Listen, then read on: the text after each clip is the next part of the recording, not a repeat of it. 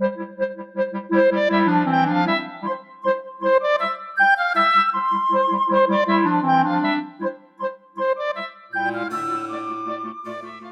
well, I'm going to start the town hall forum on our discussion about Article 2.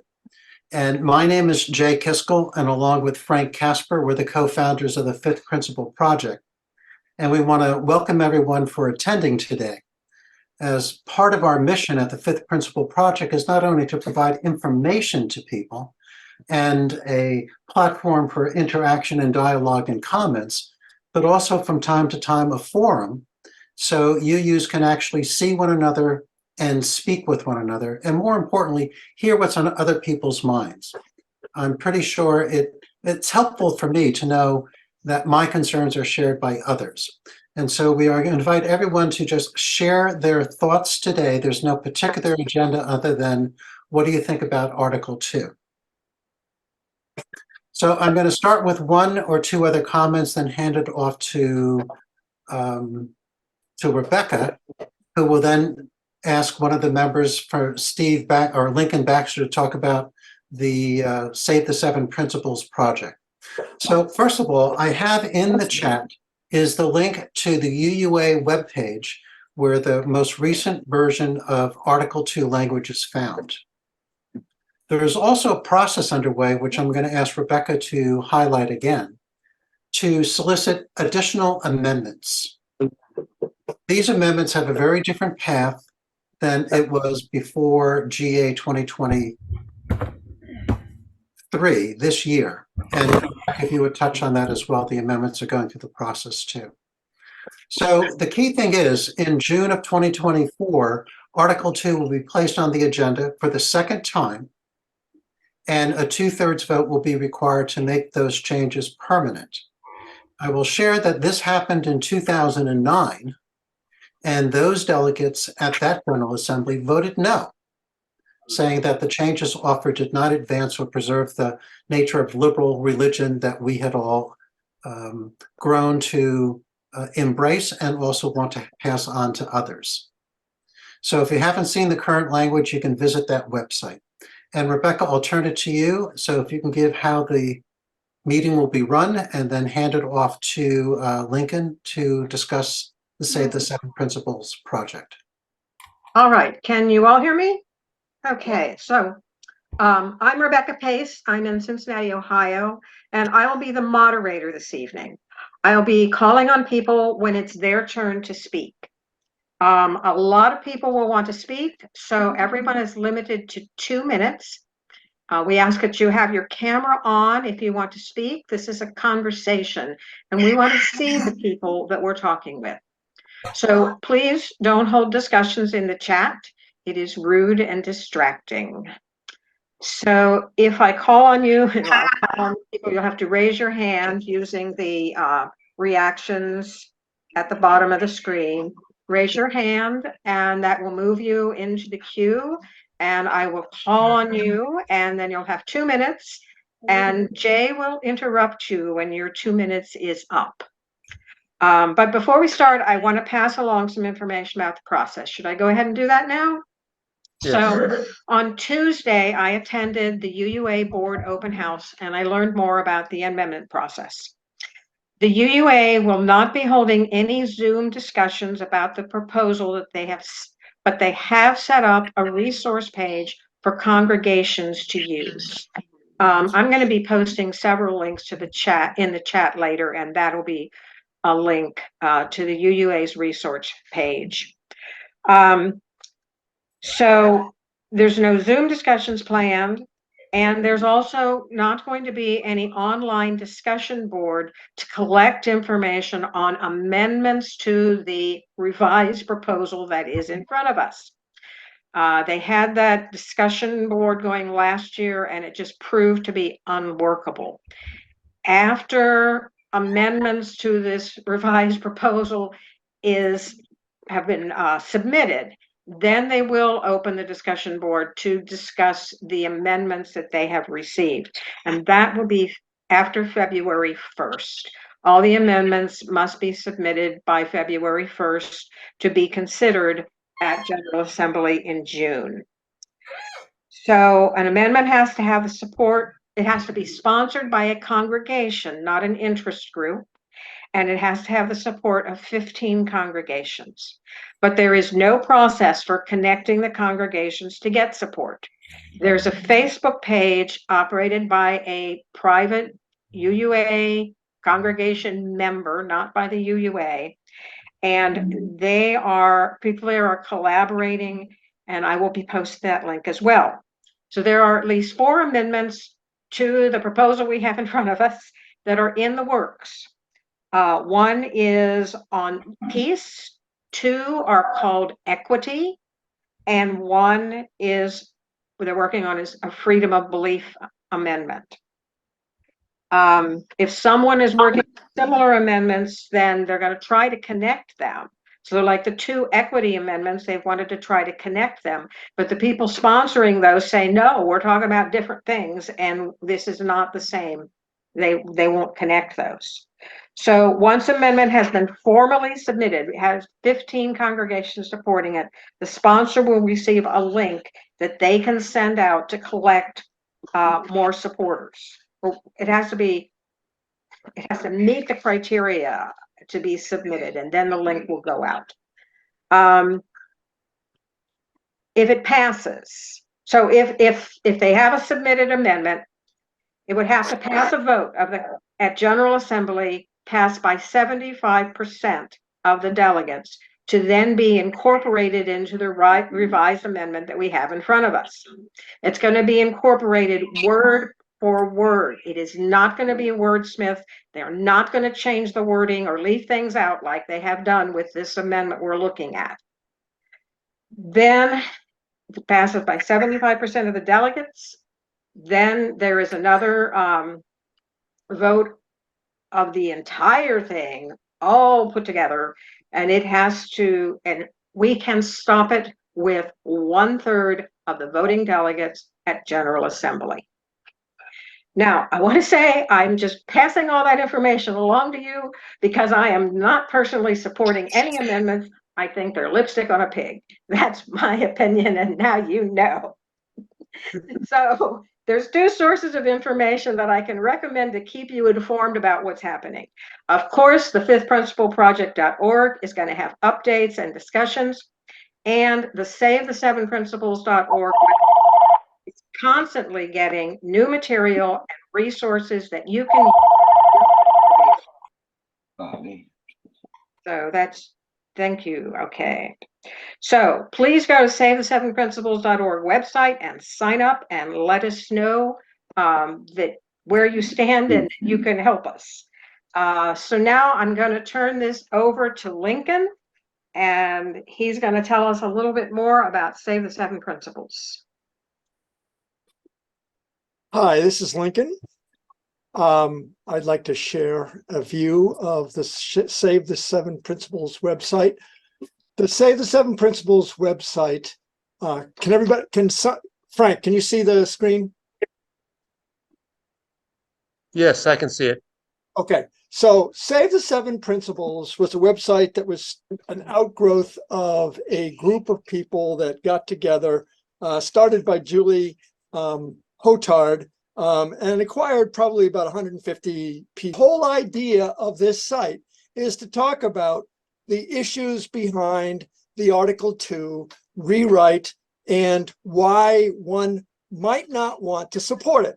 Our next most factual document is probably this pro-con review by Ann Snyder, which gives you arguments for the rewrite and arguments against the rewrite. And the interesting thing is, if you read it, okay, the arguments for are pretty weak and the arguments against are pretty strong.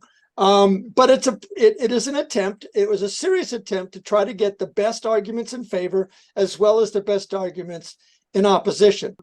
Lincoln, could you go scroll down on the sign up page, because I think this is important. Click here to sign up. I was going there next. Okay. So if you click on sign up, you'll get a button to click here to sign up. Okay. And what that does is it brings up a Google form that allows you to enter your name, whether you'd like to permission to send you occasional emails, whether you're connected to a UU congregation. We ask a few more questions. Do you support the group's mission of defeating the principles? We'd like to know whether you do or don't. And are you willing to help with Article 2? And there's a bunch of check boxes you can check off for how you might want to help. And you can make other suggestions.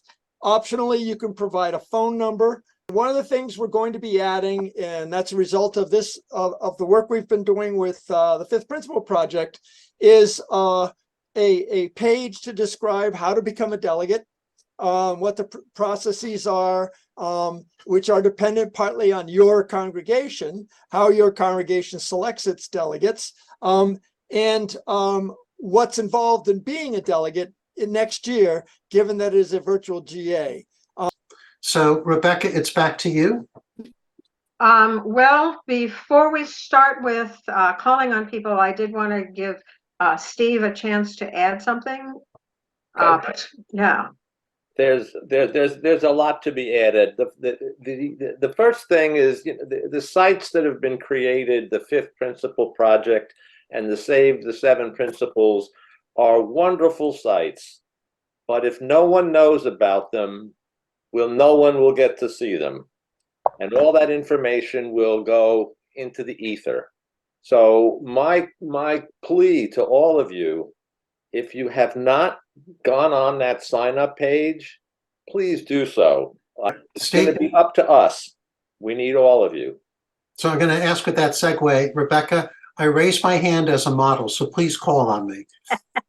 Yes, we are moving on to the discussion part. I'll be calling on people when I see your hand. So use the reactions button at the bottom of your screen to raise your hand. We ask that you speak for only 2 minutes, and then Jay will interrupt you if necessary.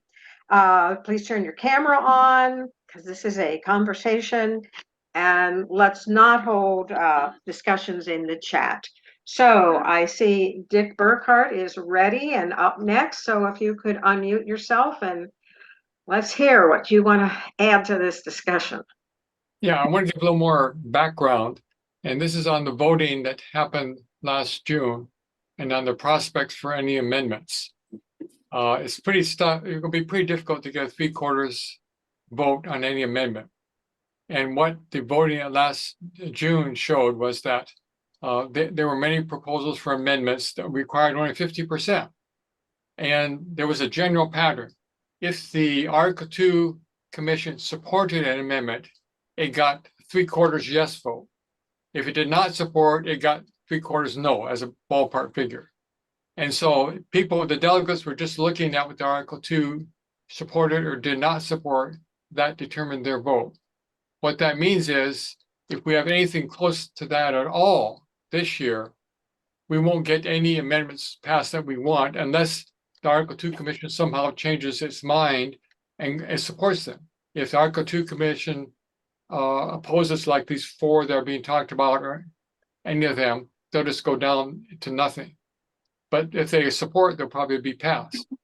And theoretically, it could be something else, but that's what I expect anyway. Okay. Thank you, Dick. The next person in line does not have their camera on. That's a maybe. And there she goes. All right. Thank you. So, Margot, you can unmute. Yeah, my husband was eating, so I didn't want the camera on until the last minute. Sorry. I have a couple of questions. One is, what would be the predicted number of delegates that would be the 1/3 or more required to reject all of this gobbledygook and to stay with the 7 principles? The 16th? I think Jay knows the answer to, an estimate on how many delegates we need to vote no. Yeah, the ballpark range is there'll be about 3,000 delegates, between 3,000 and 3,800. UUA bullshit. Yep. So we have someone who's chatting with their microphone on, if you could mute accordingly. So Margaret, we think it will take about, there will be 3,000 attending delegates or maybe more. So we need about 1,000 to vote no. Getting tired, not me. Yeah, Frank, could you mute people again? Yes. Unmute yourself.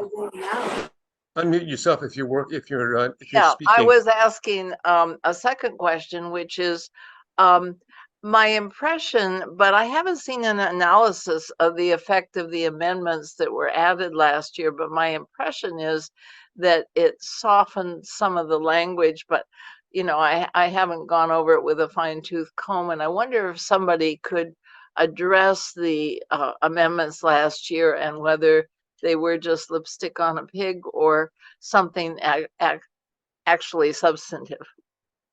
Thank you. Lincoln, do you want to answer that?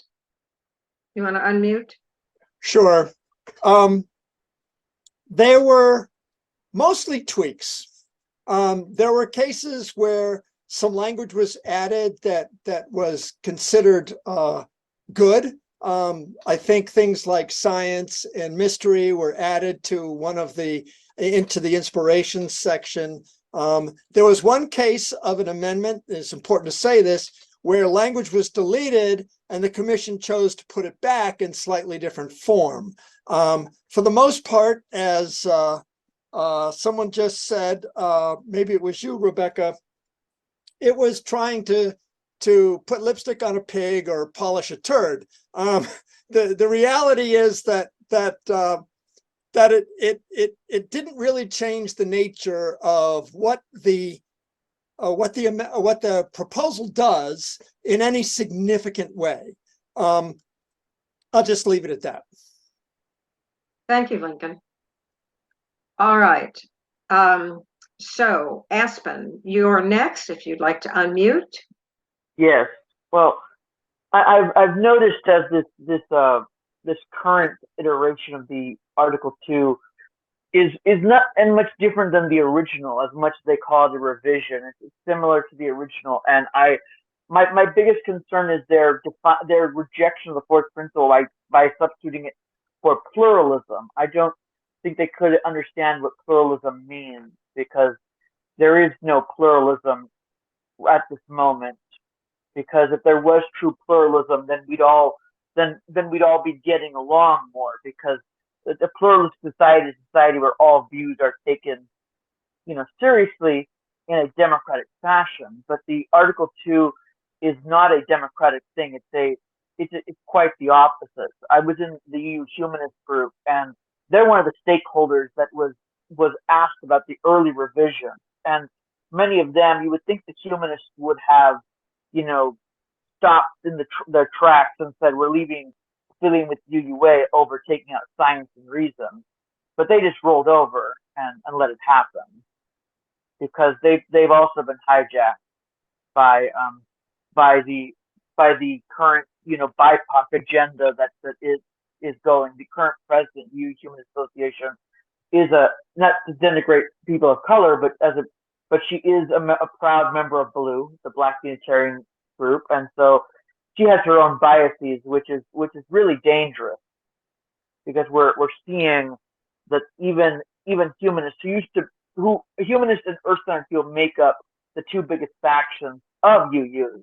You would think the humanists would be defending the 7 principles, which come out of years and years of debating and struggling to build a liberal religion, but they're not doing that. And I will end this. I was in a recent time, I was called out by their leadership in that Facebook group as someone who wanted to take over the EU Humanist Association and make an NAUA think tank. And I was like, in no way am I trying to do that. I am merely trying to say, as one of the movements in this space that has a long history pre-merger, humanism was in fact invented in its current iteration by Unitarians. In one part, you would think that we'd be wanting to save that radical history from being flushed down the toilet. But so thank you. Thank you, Aspen. So yeah, thank you very much. I want to just say for a minute here before I call on Mark, What troubles me the most about this is not the loss of the seven principles so much as is the reversal of the roles with the UUA, with accountability, and the many covenants that want to hold us responsible for I don't know, for achieving their goals. So, Mark, would you like to unmute and go ahead? Thank you, Rebecca. Let me start by saying I've been a UU for about 25 years, and I've watched the direction of the UUA in particular change dramatically, so that it's many of the things that attracted me to UUism in the late 1980s, early 90s are no longer really very prominent, and many of the directions that are being taken are, to me, contrary to the Enlightenment values. I see this revisions of Article 2 as, in some sense, a kind of last straw. I mean, I don't think I'm likely to be a member of a UU congregation if this passes. And I think many people have felt this as well. But I guess I'm asking the question, how widespread is the feeling about this? I mean, I run a forum here in UU Lansing, and we have about 15 people every Sunday discuss issues, and we've certainly had several discussions of the Article 2 revisions. And several of them we've invited the delegates or the board to join us. And my limited experience on a small sample is that, one or two people who were delegates really talk, they could talk a blue streak about what they were doing, what they wanted to do with this revision. About half of the delegates seemed to think that whatever the UUA wants is right, and I'll just do it. They're asking me to do it, and I can't think of any good reason not to, so I will do it. That's almost a quote from one of them. And then there were several who thought, as I do, that this was a serious step, off into something that was not a good direction. And I think many of us were quite surprised at how readily it passed, and at this past GA. And I'm wondering, I guess this is a question really, how widespread? I mean, I see, something like 57 screens on this call, so probably 60 or 70 people. How widespread is the reaction against this? Is this, are we a group of disaffected, a minority of disaffected individuals? Maybe are we cranks? Or is it just the case that most people don't know and haven't thought about it? Or is it most people just want to go along, get along to go along? So Mark, if I could answer this quickly, our general understanding, and Rebecca has stories we all do, the vast majority of UUs are unaware of what's going on. They have some understanding, but not of the implications. There are groups that have been engaged on both sides, but the vast majority of UUs, in the end, only about 3% of UUs will actually vote. So the decision-making process is coming down to a very few number of people who actually join a virtual General Assembly. Mm-hmm. So we're talking a small number of people could have a big impact on the denomination. Right. Thank you, Jay. Did that help, Mark? Yes, I guess I'm still asking sort of an informational question. It sounds like you're saying that most people don't know. Let me see if Lincoln has something. Oh, we'll get back to him. Lincoln will pop up later. So Matthew, you want to unmute? And also, thank you for the UMIAC service on Wednesday. I was able to attend. Well, my apologies for the horrible tech job. My computer threw up at the wrong time. I just want to tell the assembled here, do not be intimidated by the 87% yes vote at GA this year, because I think a lot of likely no votes were inappropriately swayed by the UUA's assertion that we merely want to continue the conversation, when they knew damn well that there really would be no conversation. And I recall when someone actually asked, well, if we have further suggestions for how to modify this, what's the process? They said, well, you can write to the Article 2 Study Commission, but the implied ... there was, and they will throw them in the circular file. There was no process for that. It's entirely at their behest, and their behest is hell no. Let's see. So I think the way they arrange that vote is to make all of us here feel like, what's the point of even resisting? It's a done deal. But all we need, as was said, is 33% plus 1. And I think that is achievable if we continue the work that is being done here. It is a war of messaging, and the UUA is quite good at it. I mean, for all the years I complained that the Unitarian Universalists did a lousy job of promoting our religion, suddenly now they found good messaging when they're destroying it. I find that quite ironic. And before my time runs out, I want to make sure everyone knows, in part, while we think the 7 principles are good and these values are not so good, the real threat, and this has gotten great traction at my congregation, lies in the change of the purposes, which turns congregational polity on its head. And this has proved a big seller at my congregation.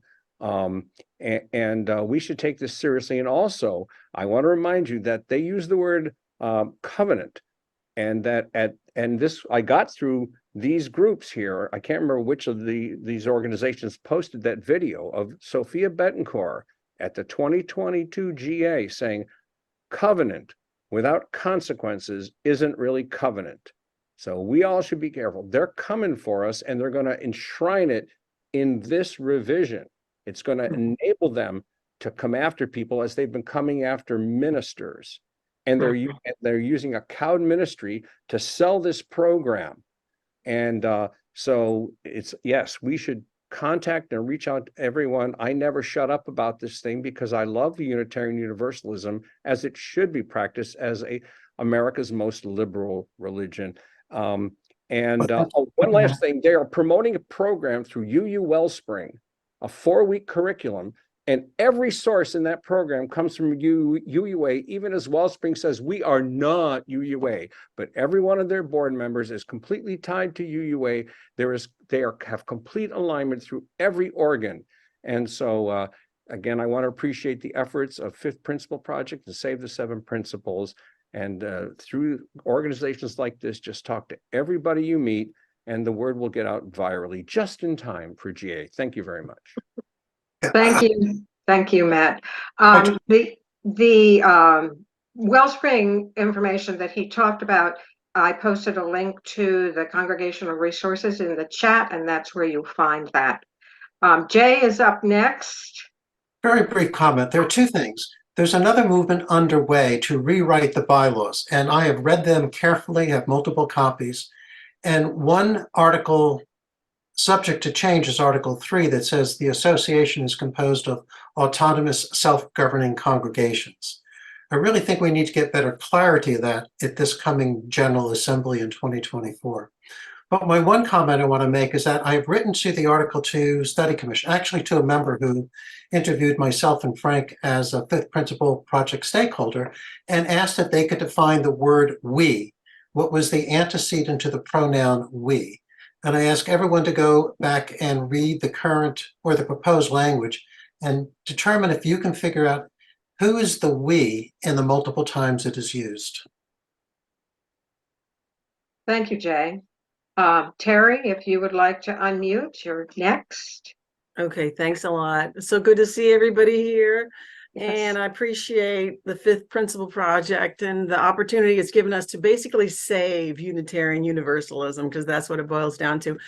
But I've been having the best time going to UU congregations in Florida and Georgia and seeing what's actually happening. And I've got to say, and I'm directing this to Mark and everybody else, but most people, as Jay said, don't have any idea. It's so funny because I asked them, what do you think of the 7 principles being thrown out the window? And they said, what are you talking about? They just look completely shocked and so freaked out. But then when they hear there's a vote in June where you can save them, they're like, yay, and they look like they're gonna figure out how to do that. And so I tell them about Save the 7 Principles and the 5th Principle Project. So that's really good news. And then there are true believers. And so anyway, I have one church where I went up to the front during the joys and sorrows portion. They had actually stopped letting people do that, but I used the excuse that I'd been out of town for 10 months, like, oh, I didn't know. Can I just go ahead and say something? And they said, okay, sure. And I said, yeah, the 7 principles are in danger. The UUA may just get rid of those. And there were gasps and they were like, that's not true. Some people said that. And I said, yeah, just go to Save the 7 Principles, 5th Principle Project, and you can find out how to stop that. And I just sat down really quick. And I hear they had a big meeting that day after the service to talk about what happened.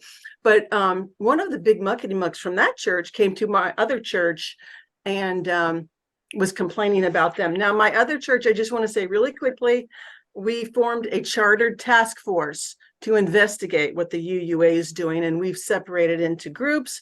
Me and my friend Marge are presenting on congregational polity, accountability, and covenants. So you can imagine this is a 17-page document. They're in for a treat.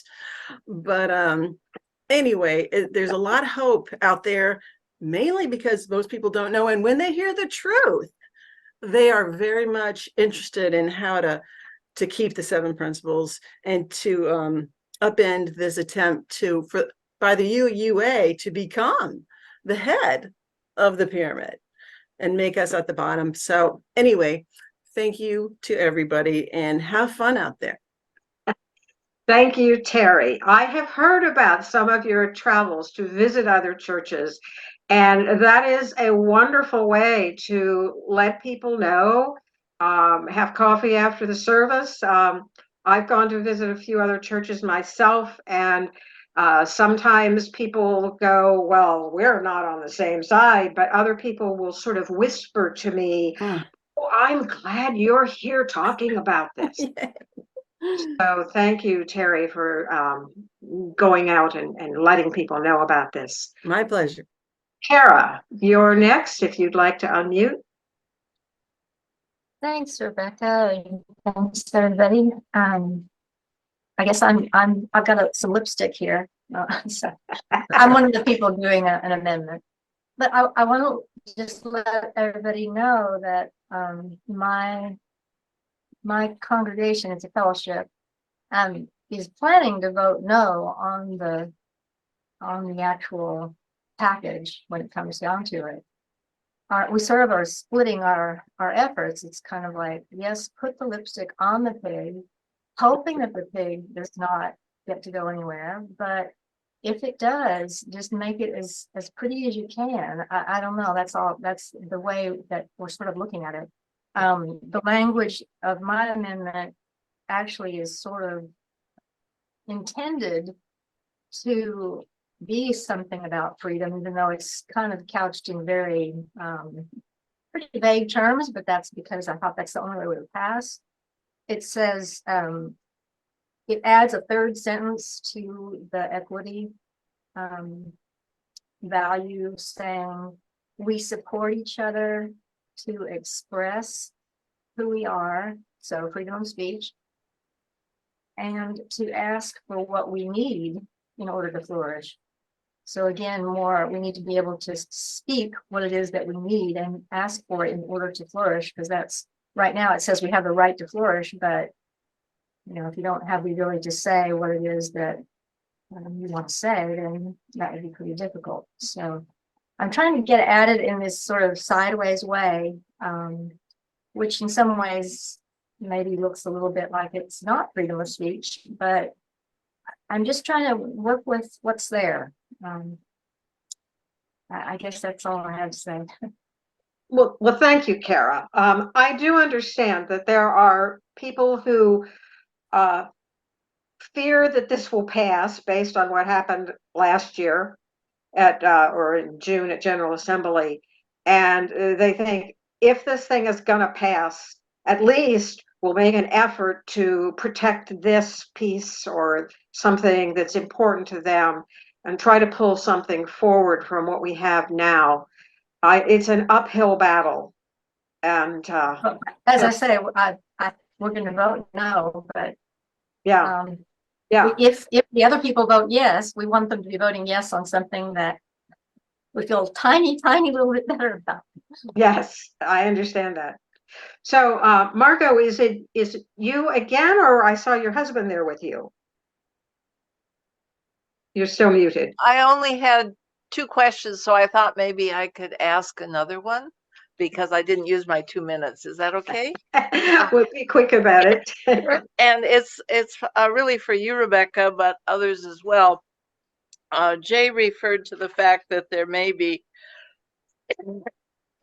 revisions about the autonomy of self-governing congregations and whether they have to fulfill somebody's covenant for accountability. And that's my question. As far as what we have now, Rebecca, you suggested that you're very concerned about accountability and the use of covenant in the language. Yes. Can churches remain UU churches and just do what they want under if the revision passes this year, or what might change in their being required to do something different? Can I answer that one, Rebecca? Well, maybe, because I have ideas on how to answer that one too. But Steve, if you wanted to go ahead. I mean, I think the answer to that question came out at the open house that was just held on Tuesday night, because I asked that question of the board members who were there, which included Meg Riley, who was one of the was associated with the Article 2 subcommittee.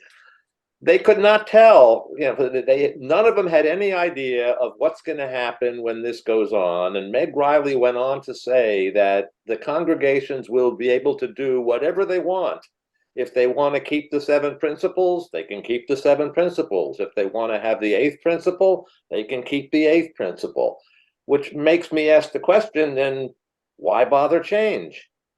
But it also makes me ask the question, if you can just change these principles any way you want and they're in the bylaws, how come you enforce all the other bylaws but you don't enforce Article 2?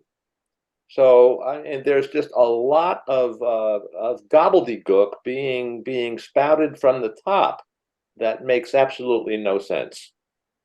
And in addition, nobody's mentioned, but GA next year is totally virtual. There is no in-person GA. Is that correct? Correct. That is correct. Yeah. The GA in June will be totally virtual. Yeah. So I will say that if church wants to send delegates to General Assembly, they have to be registered or certified with the UUA.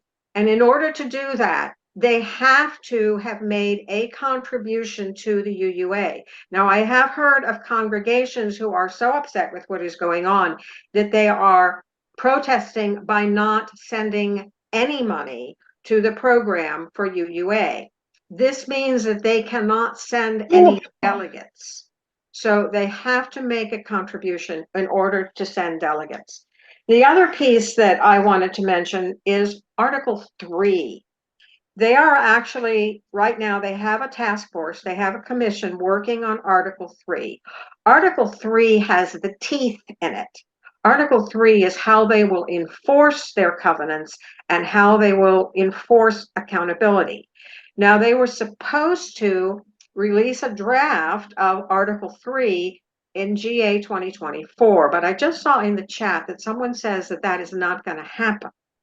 But here we are voting on Article 2 and saying, yes, we're going to be held accountable, but we don't know the process for that.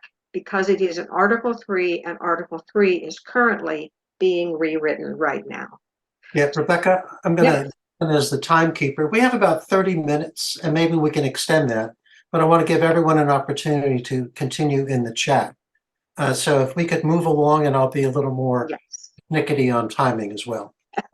So Laura, you are up next. Do you want to, I thought Connie was up next.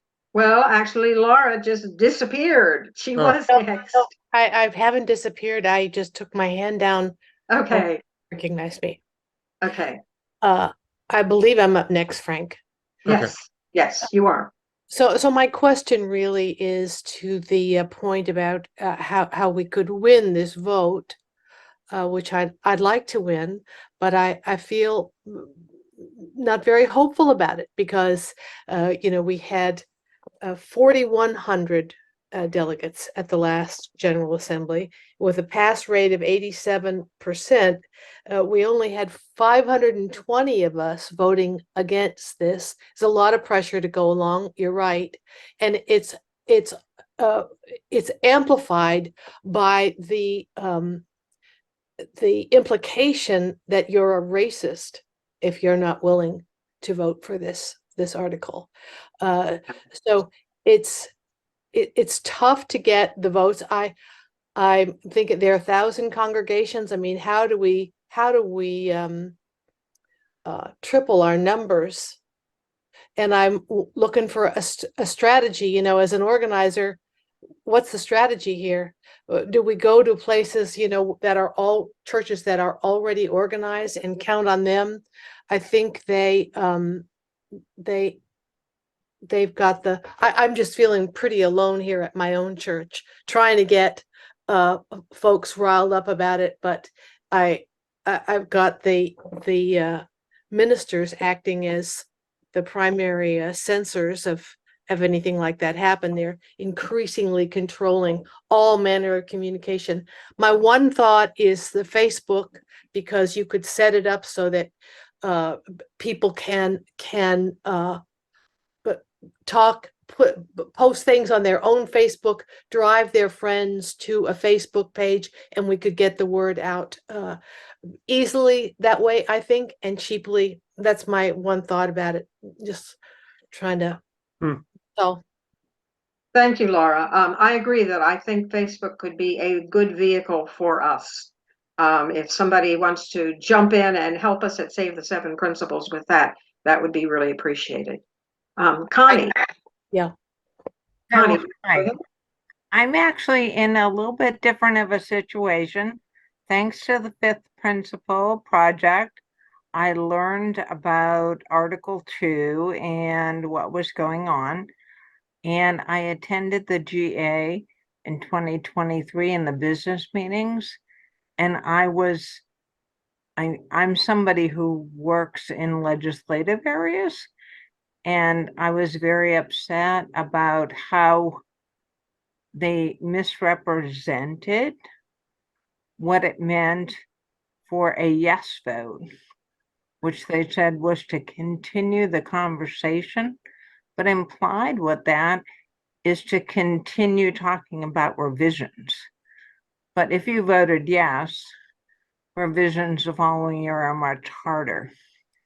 I complained to the board of my UU church, and we created a denominational affairs committee. I'm a co-chair. I lean against Article 2. The other co-chair is very much for it. And our task as the denominational affairs is to communicate to the church everything from the UUA. And it turns out we're not quite as plugged in as we should be. Our board president was actually not on the list to get some messages. So we're working out the details to make sure we're getting everything. But part of our task is also to represent broader denominational concerns. So we plan to run a number of articles in our e-news that says, here's the pros, here's the cons. we ran the pro-con analysis from Save the Seven Principles last year. Because I was on a systemic change team, like get out the vote, make sure your voters are informed on how they're voting. Usually we're talking about legislatures, but in this case, we use that to talk about our internals. So we're planning for the new year to have a series of town halls that at first discuss just what the changes are. Well, thank you. Thank you, Connie. Thank you, Jay, for keeping time for us. So Robin, you are next if you'd like to unmute. Yes, I just want to report in my experience. I'm deacon at All Souls NYC and president of the board of First View Brooklyn. So I'm two congregations. I want to say that the video has been very effective. I've sent it out to many members who have no idea what's going on, and they're excited and they're on fire. And we're having town hall meetings. I'm going to present it at the next deacons meeting. I think going with deacons to start with, because they understand the history. I'm going to be not debating, but talking, having a dialogue with the young adults who are at GA and are all on fire about, the new one, because they don't understand where we came from. Anyway, so I'm excited. I think the fact that the vote last year was about continuation, kicking it down the road, thinking about it more was, why they got such a big vote. But I also was a good friend, and she was a minister at our church who was a co-chair, Cheryl Walker. And when I talked to her originally, she said that she wanted to make it more memorable, more efficient, more simpler. And so we went from 170 words to 428 words. So, I mean, there's just so many things we can say that this is not applicable. This is not the video shows how the seven principles is workable. It's something you can actually use. And the new committee written thing is amorphous. It's not something you can put your arms around. I'd also like to say that we at saythesevenprinciples.org would love to have articles. If you've written something up or you have something, just send us an email and let's talk about it and see if we can get that on our site. So Bill Jordan. Bill Jordan is next up. Great, thank you, and thanks to everyone. God, it feels so good to be with you when I'm so alone. I'm in the midst of a fight with my minister over. I tried to post to our church Facebook page a simple post that said, "Direct democracy worked really well last Tuesday, and let's do it. Let's use it within our church. We have to have a congregational vote on this." And he considered that to be a nasty post, and has so far refused to post it. I mean, that's the kind of situation I'm dealing with, and I think unfortunately a lot of people are dealing with. You got to find a way to reach people. Fortunately, we've got what we call a gang of 50 out of our 150 or so members that's on a mailing list that seem to be with us, but they're like a lot of people, they're not very energized, and so many of them are just fallen away because of the attitudes around here. So the censorship is really awful. I could certainly use information on the attack, the ministers who've been attacked in various ways. I think that's really compelling information. I should note, everybody's got to be ready to do delegate selection within your congregation. We're going to have to fight about that, and you may well have to fight about that. You may even need to change your bylaws or change the way that your voting is done to achieve that. I would love to. Oh, I know. Is this being copied and made available, particularly the chat? Yes. Great. Okay. And I would love to know how to reach the churches as Terry has done. And one more thing to say, trying to characterize what they're doing.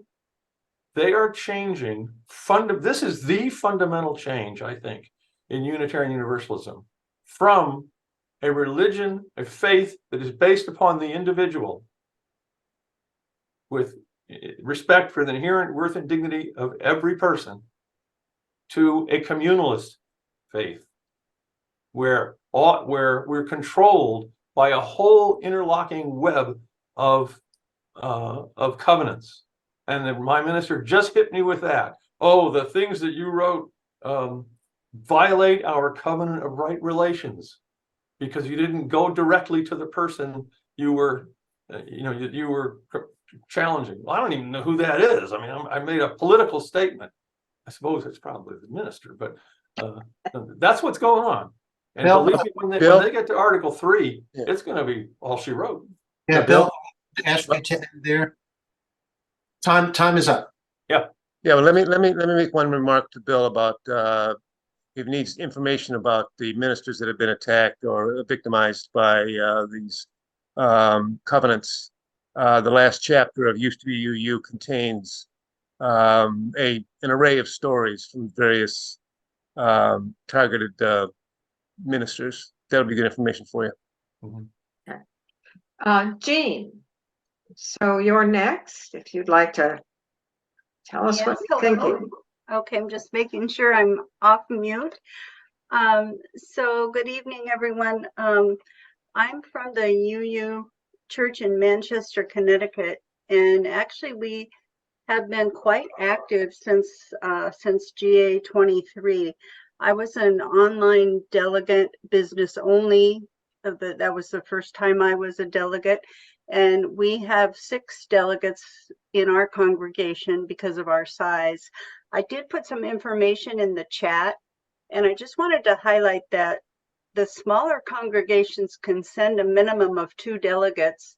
And I think this would be a great year for them to do that because it's online and they could be business delegates only at no charge or very little charge. Donation is required. So I don't know how we could get the word out on that to those congregations. As somebody mentioned earlier, they do have to be certified, but they can be smaller. And I wanted to share a couple of things. We had a UU Unconference in Connecticut, and there were 7 congregations that came. Out of those congregations, only 2 of our congregations knew really very much about Article 2 at all. And so I think that is the trend across the country, that a lot of people just don't pay that close of attention to UUA business. And I used to be one of those people, and somehow when I attended GA this year, Article 2 got to me. And so I've been very active in trying to address some of that. And I apologize, my video is kind of going in and out here. So as far as the voting at GA 23, the maximum number of people who voted was 2,109. So that 4,000 plus number, I believe, is the total number of delegates that are possible to have. A lot of those people who voted were ministers and DREs. And I have looked on the Loretta site, which is the director, the religious education site for UU. And they have been advertising this Article 2 goal for a long, long time. And I'm finding that most of the younger folks in our congregation are for it. And I think it's because they've been indoctrinated for a long time now by the UUA with the whole anti-racism, white supremacy information. And you're probably finding that as well. All right, Jean, I'm going to thank you for your comments. Yeah, thank you, Jean. Thank you. So Pat, you're next, if you would like to.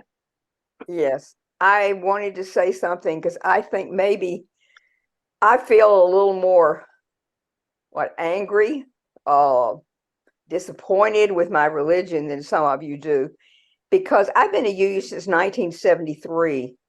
And I joined it because 7 principles, yes, they were right up there. But the other thing is because it was a liberal religion. If Article 2 passes, it is not going to be a liberal religion anymore. It's going to be neither. It will not be liberal and it will not be a religion. Somebody said that, you know, it's going to be, I think Ken was saying, he was describing it as a social justice collective. And that's where some people seem to want it to go. The reason I raised my hand is I wanted to speak to something that Matthew said too. I do think that by that continue the conversation thing is the way they got as many votes as they did. But the main thing that I've heard at my congregation, I'm also a co-chair of the Denominational Connections Committee. And we're having internal warfare even because half of us are for it and half of us are against it on my committee itself. But people don't understand any of the implications of this. And unless you have read Widening the Circle of Concern, you may be excused for not knowing where this is going. But the covenants are going straight into control. And I think that, you know, and they'll be able to take out anything about congregational polity. I just read an article the other day from, who was it? Was it Fogliano? Anybody saying that congregational polity is a myth. And it always has been, that it was just something that we thought was there and it's not there. If you read Widening the Circle of Concern, you can see where this is going. They're going to have monitoring panels of BIPOC people come in and say whether or not you are doing what you're supposed to fight anti-racism. That is one of their recommendations. Where are those panels going to come from? Who's going to be on them? Who's going to control the criteria? Can they say that your budget is not going enough for social justice? There's all sorts of crap out there that's possible. And what I've heard from my congregation, I'll just make one more point. What I've heard from a lot of congregations is they simply don't see what difference any of this makes. They'll say, we've got congregational polity, we can do what we want. And that's what Meg Riley's trying to reinforce, is that idea that this doesn't make any difference. Don't worry about it, it'll be fine. Okay, I'll stop. I'm sorry. Go ahead, Jay. All right. Thank you, Pat. I appreciate all you've done for this. So Dick, you want to join us? Right. First of all, the UA right now is no longer a liberal religion. That's just the practice. And they've been doing a lot of these things there already. I listened to all these board meetings. They won't even talk about these issues. It's like the third rail. You can't mention what happened to Todd Eckloff or anything about how the Ministerial Fellowship Committee is working. They just don't want to deal with it, even though they're totally responsible. So we don't have a liberal religion. Like you look at the Ministerial Fellowship Committee, the last few years, they've disfellowshipped 4 different ministers. I know that fair amount of the details of 3 of those cases, and there was gross violations of legal due process. They're just deliberate. Slander, all kinds of nasty things, no assumptions of innocence until proven guilty, bias proposition, bias, no examination and cross-examination of evidence. And so we're not in a religion, right? We're not a liberal religion right now. If you're in favor of some of these, really extreme positions on identity politics, it sounds just fine. But like I'm with the UMIAC group, and we take a totally different approach to issues of race, the multiracial unity approach. And if you look at what's going on with the UUA now, it goes way back to the 1990s. Exactly. It was based on dogmas, all whites are racist, no blacks are racist, whatnot. We have to be honest about that. If you look at the definition of racism, prejudice or discrimination based on race, that dogma was a dogma of anti-white racism. And it's still that way today because Robin DiAngelo was strongly promoted. She says the same thing. White identity is inherently racist. The reality is, if you actually look at the latest research, maybe only 15% of Americans altogether have any kind of demonstrable racism. The vast majority are not racist in any way. But what we have is we have a policy. They're telling you, if you want to be anti-racist, you have to go along with this. But that policy itself is racist, specifically anti-racist, and it has been from the very beginning. And that's what's underlying this. And we have to be willing to say that. And the problem is right now, they're targeting the ministers. They're telling ministers through the Ministerial Fellowship Committee, if you don't toe this party line on anti-racism, which is just a really fraud, like I said, we're going to go after you. And there's an opportunity here, because some ministers may realize that, and they may think, well, I can vote in secret, or maybe I'll vote against this because I might be targeted next. So I think Bill Bear will be our last speaker, but Jay, you're next. Well, I'm hoping I could stretch this a bit longer because I want people who have not yet spoken, if they would get the gumption to come up and just say why they're here and share a thought. So if we have a few more after Bill, I'd love to hear from people who have not yet spoken. And please, we want to hear your voices. All right, Mary, thank you. Okay, well, that would be me. A friend of mine in Connecticut, I'm in Florida now, but they told me about this effort, and I am probably typical. Didn't know what was going on. I don't pay any attention to bylaws, but thanks to your two websites, I did some research and I was like, holy shit, this is really bad stuff. And I was the president of a congregation in North Carolina, left right after that, and tried to put something on my Facebook page, and I still have some of them as friends, and boy, they jumped all over me.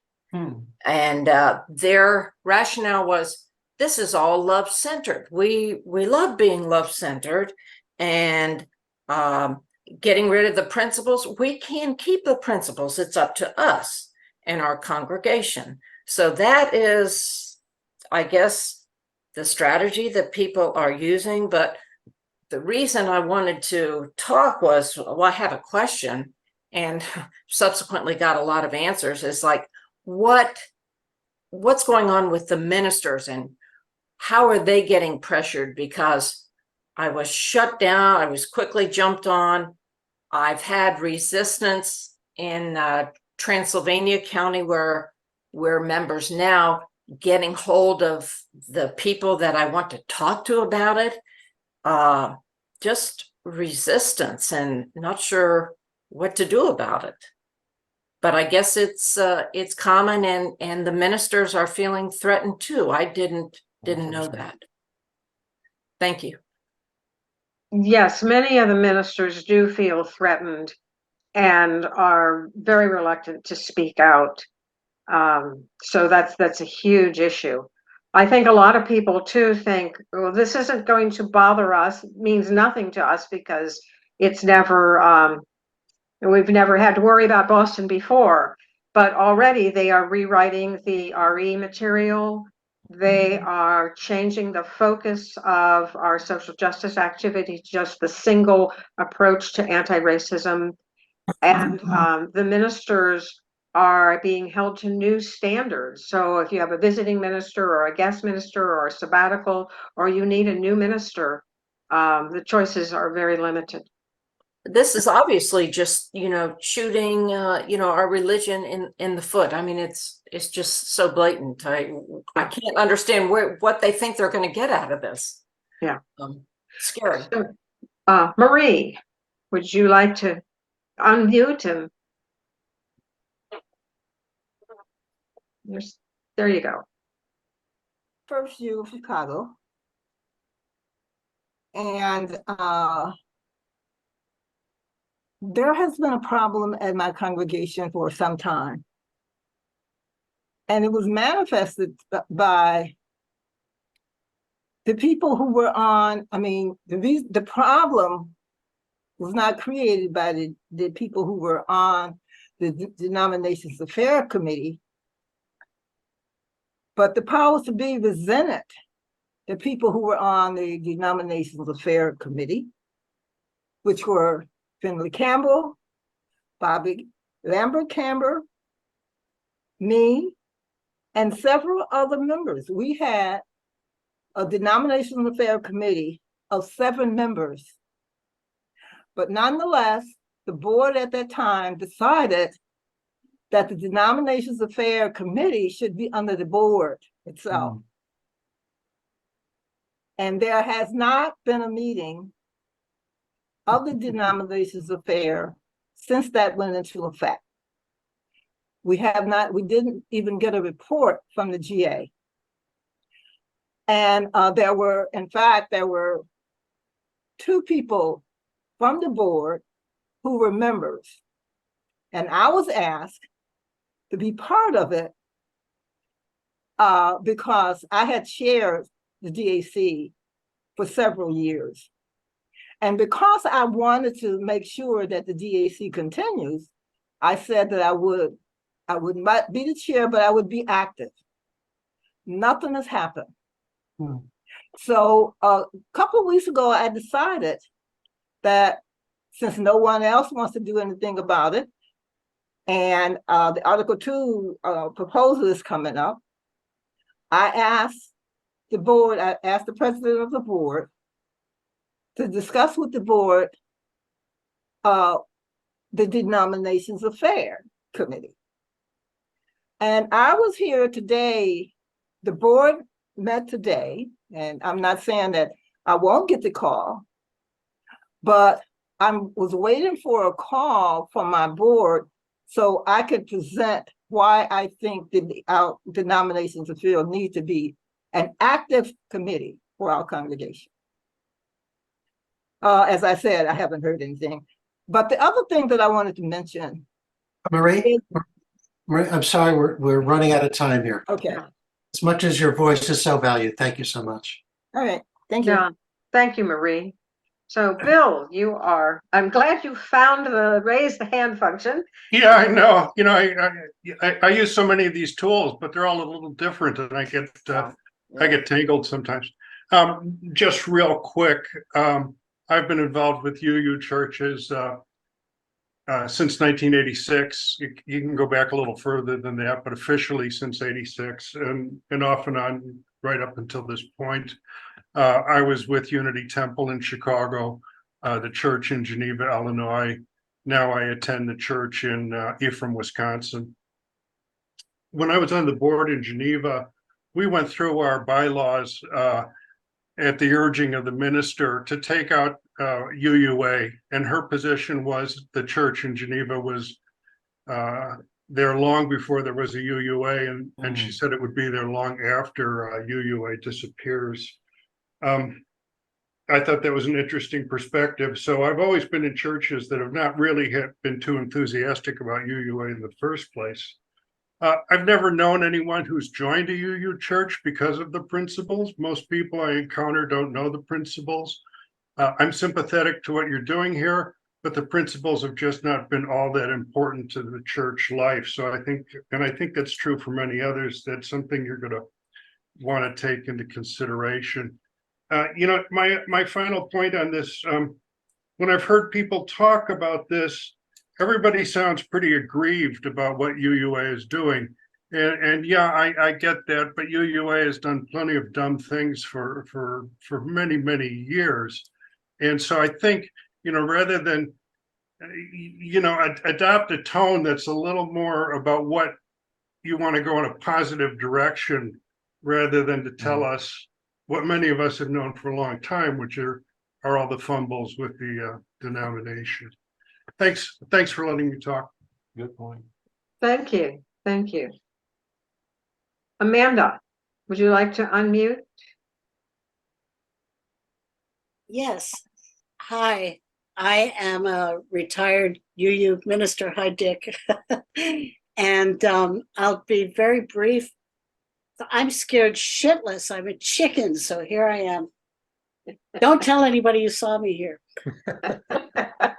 It's this is just awful, and I just want to say very couple of little things. My heart goes out to Bill Jordan for your story about you were bullied by your minister, and I'm disgusted. And I agree 100% that this will really hurt the church and maybe put it out of business altogether, because who do they think pays the bills, you know? So anyway, I had one more point and it was brilliant, but it's floating away. I'm scared because I see what happens to anybody, you know, to ministers who speak out. I'm retired, but I get a lot of preaching gigs because I'm a really good preacher. And as you can tell, and I don't want to give up that income and that contact and that enjoyment. Dick, am I a good preacher? Thank you, Dick. So She was my well, former I just preacher. feel- Very I good. feel dumb. Yeah, I feel intimidated and silenced. And I'd love to do something behind the scenes, like those saboteurs behind the lines in the, you know, World War II. But I hate being so cowardly. But anyway, fight the good fight. I'm with you. Maybe I can find something to do. Thank you. Thank you. Thank you. So Ron, you're next. Thank you. All right. Thank you, Rebecca. I just thought I'd give a little update from Port Townsend here. Jay came by a few months ago on his bicycle, and it's good to see you, Jay. He knows totally what's going on in our town. We had 400 members at our church when I joined. We're down to about 200 now, and a lot of those people aren't donating any money anymore because of all the turmoil that's gone on here. We've got about 70 people in what we call our Tomato Soup Fourth Principle group. This is a group of dissidents. They've now been infiltrated by the social justice anti-racist group to monitor what's going on. Many members of our group have just voluntarily defunded and cut back their contributions. There's no education about the fourth principle because the videos like Kenning's videos, Jay's book, Jay and Frank's book is banned. Book by Cyclebeck on illiberalism is banned, and Schneider's books are banned. We are unable and blocked from talking to the rest of the congregation. So they're totally uneducated about the fourth principle. God. That continues. This has been going on for 4 years, and it's just been getting tighter and tighter.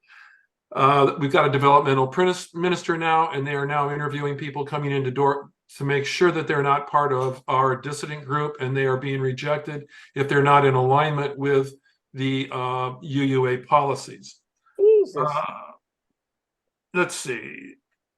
2 letters have been written to the board by a former religious education person at our church who was here for 30 or 40 years.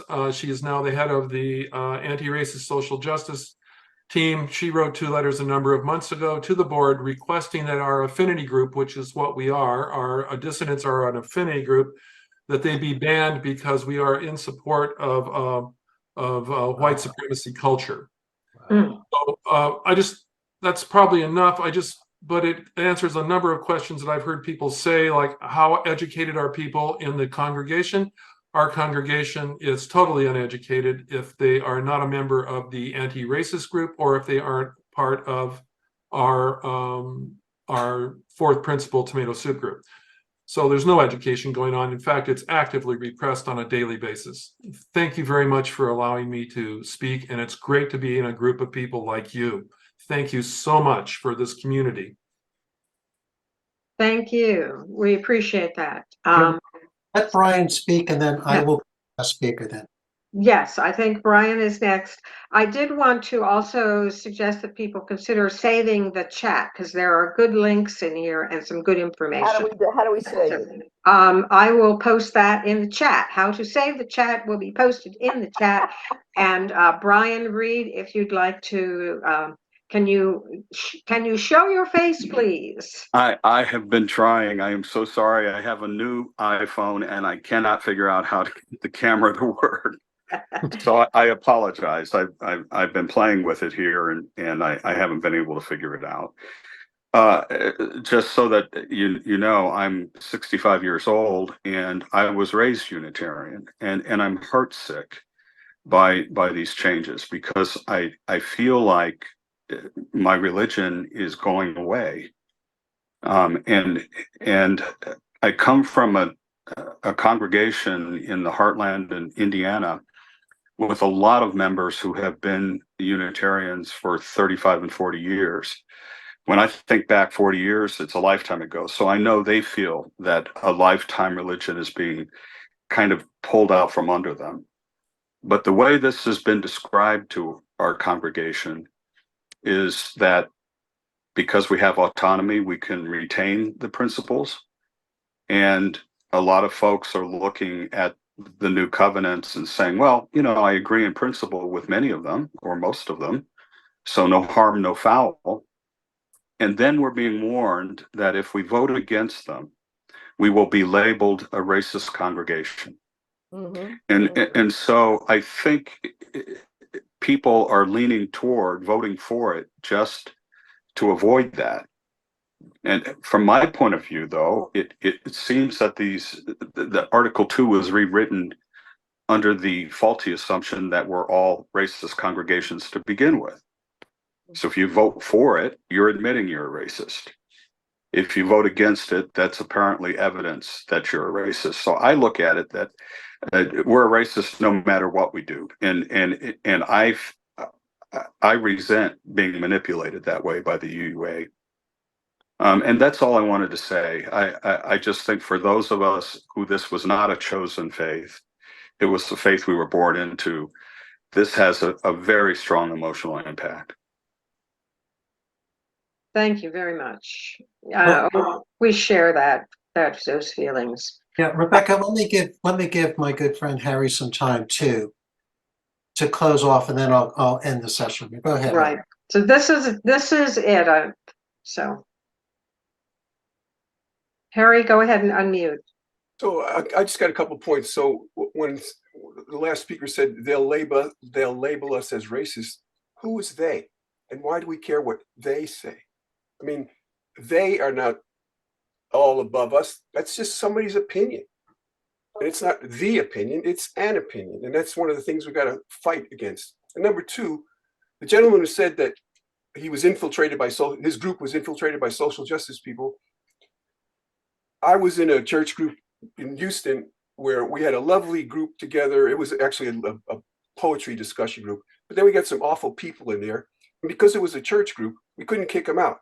So basically we formed a group outside the church and we all happy together again. You can keep one foot in the church group, but have your own private group so you don't have to deal with that aggravation of dealing with these Nazis.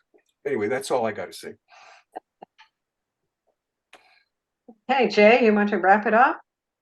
I do. First of all, I want to thank everyone for participating. We will hold these, I think, more frequently as we get closer to General Assembly.